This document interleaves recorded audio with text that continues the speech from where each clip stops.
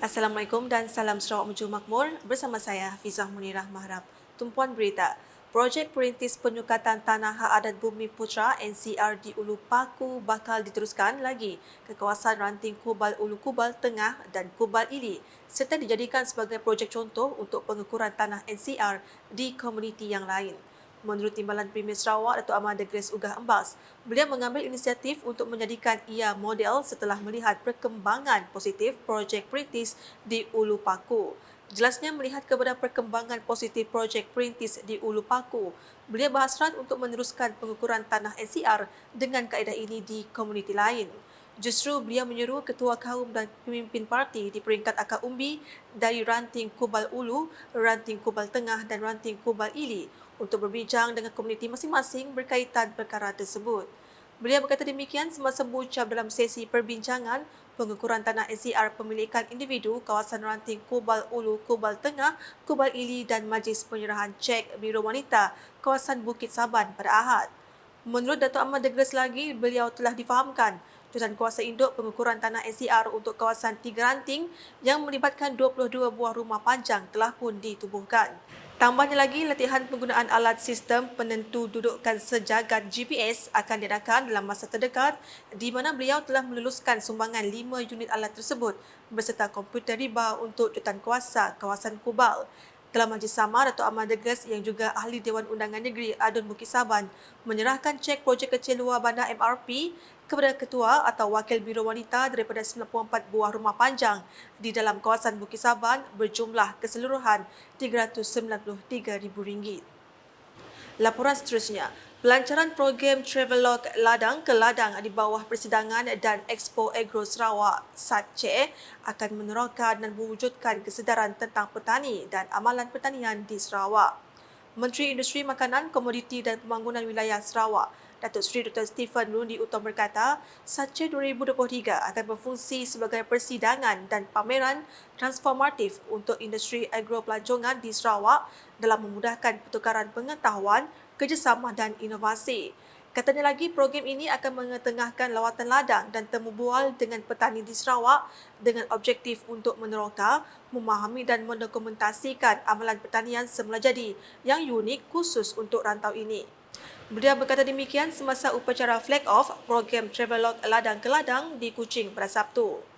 Dalam hal itu, wakil dari SIT Malaysia iaitu Abdul Razak Aziz Intan Zailaini dan Khairul Anwar Saidin akan berkongsi kepakaran mereka dan pandangan di SATCE Ogos depan untuk meningkatkan pengalaman komprehensif persidangan itu. Untuk makluman, perjalanan pasukan Travelog akan berlangsung selama 32 hari dari 22 Julai hingga 23 Ogos 2023 di mana mereka akan melalui landscape indah Kuching, Bau, Baram, Bintulu, Miri dan Bak Kelalan serta melawat sekurang-kurangnya 15 ladang dalam kawasan ini. SATCE akan berlangsung pada 28 hingga 30 Ogos 2023 di Pusat Convention Borneo Kuching BCCK dengan penganjuran bersama oleh Dery Sen Sendirian Berhad. Paparan di Sibu. Program Malam Antarabangsa yang diadakan sempena Pesta Kebudayaan Borneo BCF merupakan inisiatif hebat Majlis Perbandaran Sibu MPS untuk mengangkat pesta itu ke status antarabangsa. Timbalan Menteri Kesihatan Awam, Perumahan dan Kerajaan Tempatan Michael Tiang Mingti berkata, MPS perlu membuka festival itu kepada dunia dengan menjemput penyertaan penghibur dari negara lain. Tambahnya, dengan berbuat demikian, Sarawak bukan sahaja akan mempamerkan kemegahan budayanya kepada dunia tetapi turut membuka luas pintu Sibu kepada pelbagai kebudayaan dari negara lain. And the second step is for BCF to be a platform by SNC to make friends with the rest of the world by inviting performers, guests from other countries, especially countries from ASEAN, our neighbors, to come join us. Beliau berkata demikian dalam ucapannya semasa Majlis Penangguhan Pentas Antarabangsa BCF 2023 di Sibu pada Sabtu.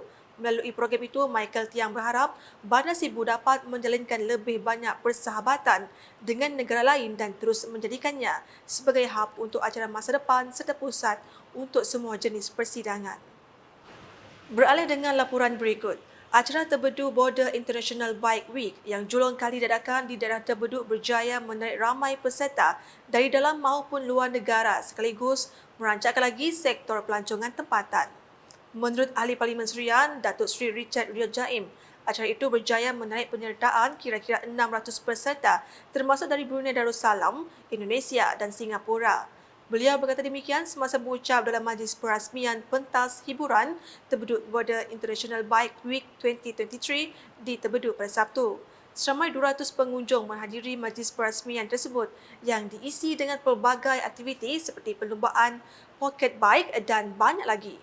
Dalam hal itu, Datuk Seri Richard berharap penganjuran aktiviti seumpamanya dapat meningkatkan nilai sukan permotoran yang sihat agar satu hari nanti Sarawak dapat melahirkan pelumba profesional tempatan. Perkongsian seterusnya, kesedaran mengenai penyalahgunaan dadah atau bahan larangan serta kepentingan anti-doping dalam sukan mewujudkan semangat kesukanan bersih dalam kalangan pengamal sukan di Sarawak. Ketua Pegawai Eksekutif Perbadanan Sukan Sarawak SSC, Awang Putra Yusri Awang Rizwan berkata isu berkenaan amat diberikan perhatian lebih-lebih sebelum berlangsung Timasa Sukan Malaysia SUKMA ke-21 di Sarawak pada tahun 2024. Tegasnya pendekatan sedemikian perlu bagi mengelak para atlet terpalit dengan musibah yang dianggap pembunuh utama kerjaya mereka sebaik berakhir kejohanan berprestij negara.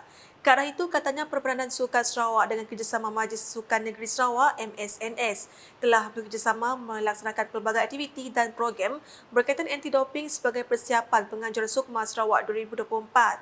Katanya program tersebut antara lain diadakan untuk memberi maklumat mengenai penyalahgunaan bahan terlarang yang digunakan untuk meningkatkan prestasi atlet semasa pertandingan. Tambah Awang Putra Yusri, pemberian maklumat mengenai kesedaran anti-doping kepada golongan sasar amat penting sekali supaya mereka terutama para atlet tidak terjerat kepada musibah yang boleh memberi impak besar terhadap karier sebagai atlet sukan. Beliau berkata demikian pada majlis perasmian sesi pengenalan anti-doping bersama jurulatih dan wakil persatuan bertempat di Pusat Akuatik Penalaian Rinong, Kuching baru-baru ini. Manakala di Miri, masyarakat perlu menjaga kesihatan tubuh badan kerana ia memainkan peranan yang penting selain pendidikan dalam pembangunan modal insan terutamanya golongan belia. Menurut Ahli Majlis Bandaraya Miri, Kaunselor Jeffrey Pang Seo Fung, untuk menjadi masyarakat yang maju, kesihatan tubuh badan di samping ilmu pengetahuan yang tinggi perlu dititik beratkan. Katanya masyarakat harus berusaha menjaga kesihatan diri sendiri dan keluarga dengan mengamalkan pemakanan sihat serta pemeriksaan awal kesihatan.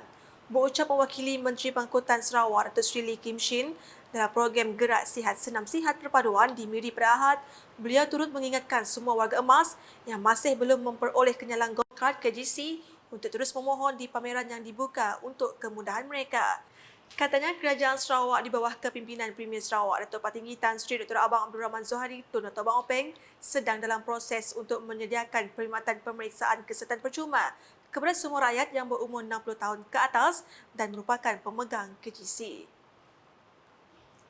Sekian edisi Tengah Hari bersama saya Hafizah Munirah. Berita lebih lanjut boleh didapati di semua platform media sosial Lukas termasuk portal lukas.sarawak, thejob.my dan UKAS channel di YouTube. Sebelum mengakhiri buletin Tengah Hari, kami tinggalkan video visi Premier 2030 iaitu Strategi Pembangunan Pasca COVID-19 2030. Saksikan. #penyebar fakta, salam UKAS. Visi Premier 2030.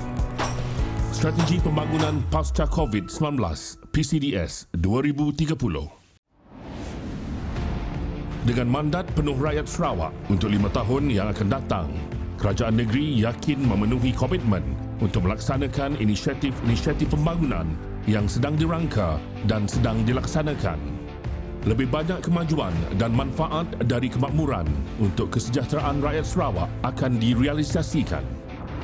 Kerajaan negeri akan sedaya upaya mencapai inisiatif-inisiatif pembangunan yang sedang dilaksanakan dan yang telah dirancang di bawah Strategi Pembangunan Pasca COVID-19 PCDS 2030 yang dilancarkan pada 22 Julai 2021. Menjelang 2030, Sarawak akan menjadi negeri maju yang dipacu data dan inovasi di mana semua rakyatnya menikmati kemakmuran ekonomi, keterangkuman sosial dan kelestarian alam sekitar. Untuk mencapai aspirasi ini, terdapat 7 teras strategik. Mentransformasikan Sarawak ke arah ekonomi yang berdaya saing dengan meningkatkan tahap produktiviti, membangunkan lebih banyak aktiviti hiliran bernilai tinggi, meningkatkan kemudahan menjalankan perniagaan dan menjadikan Sarawak destinasi pelaburan pilihan, menumpukan perbelanjaan di kawasan yang paling menghasilkan impak ekonomi, sosial dan alam sekitar, mengoptimumkan penggunaan aset dan peruntukan kerajaan serta membangunkan modal insan untuk menyokong pembangunan sosioekonomi, mempercepat adaptasi digital dan penggunaan data untuk menjana pendapatan, memacu manfaat ekonomi dan sosial untuk semua rakyat Sarawak dengan memberi tumpuan kepada golongan miskin, menyeimbangkan kemajuan ekonomi dan kelestarian alam sekitar. Pelan transformasi ini akan menggariskan 6 sektor utama sebagai pemacu pertumbuhan, iaitu pembuatan, pertanian, pelancongan, perhutanan, pelombongan, perkhidmatan. Disokong oleh 7 pemboleh, iaitu transformasi digital, inovasi, pendidikan dan pembangunan modal insan, kemudahan asas, utility, pengangkutan, tenaga boleh diperbaharui. Aspirasi Sarawak ke arah negeri maju dan berpendapatan tinggi akan dilaksanakan di bawah RMK 12 2021 hingga 2025 dan RMK 13 2026 hingga 2030. Di bawah RMK 12, fokus utama ialah untuk melengkapkan projek kemudahan asas sebagai platform untuk mendorong pembangunan ekonomi.